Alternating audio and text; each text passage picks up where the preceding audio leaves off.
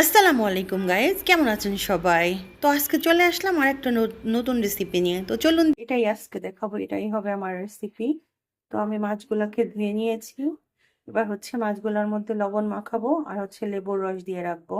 যেহেতু এটা নদীর মাছ, তো এই মাছে হালকা একটু গন্ধ আসতে পারে। নদীর মাছে, সাগরের মাছে একটু গন্ধ থাকে, যারা খায় তারা জানে।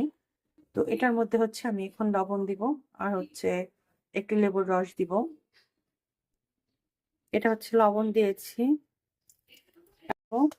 আর বন্ধুরা, লেবুর রস দিলে প্রথমত মাছে গন্ধটা থাকবে না, এক।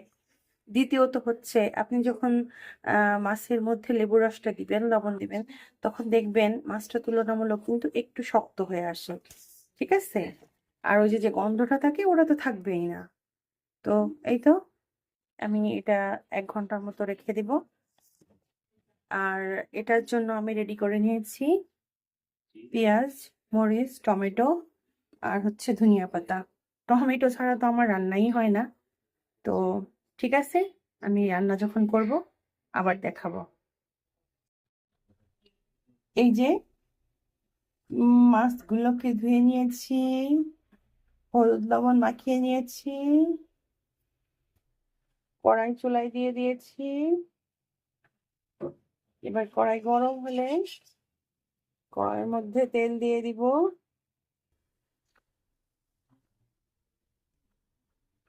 কড়াইয়ের মধ্যে তেল দিয়ে দিলাম।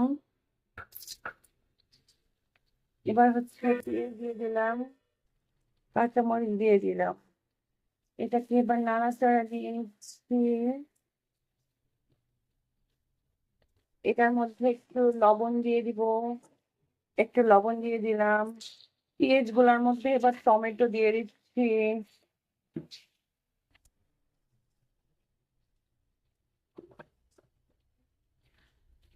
এটার মধ্যে এবার আমি আদা রসুন দিয়ে দিব।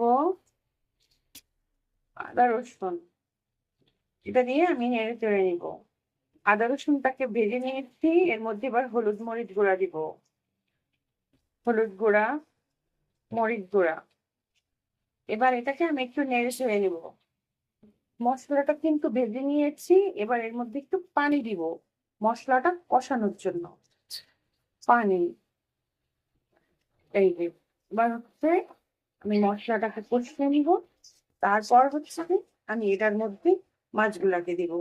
যেহেতু এটা নদীর মাছ আর বেলে মাছ, আমি যদি এই মাছটাকে ভাজতে যাই তাহলে কি হবে, মাছটা ফেটে ফেটে যাবে আর ঝুরি ঝুরি হয়ে যাবে।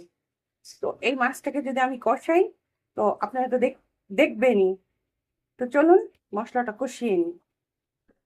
বাইরের আবহাওয়া শীতল শীতল বিকাল উঠে গেছে। আমি কিন্তু এটা খুব ভালোভাবে ভেজে নিয়েছি। এবার হচ্ছে এটার মধ্যে আমি মাছগুলাকে দিয়ে কষিয়ে নিব। মাছ গায়ে দেখেন। এবার হচ্ছে আমি এটার মধ্যে লবণ দিব। লবণ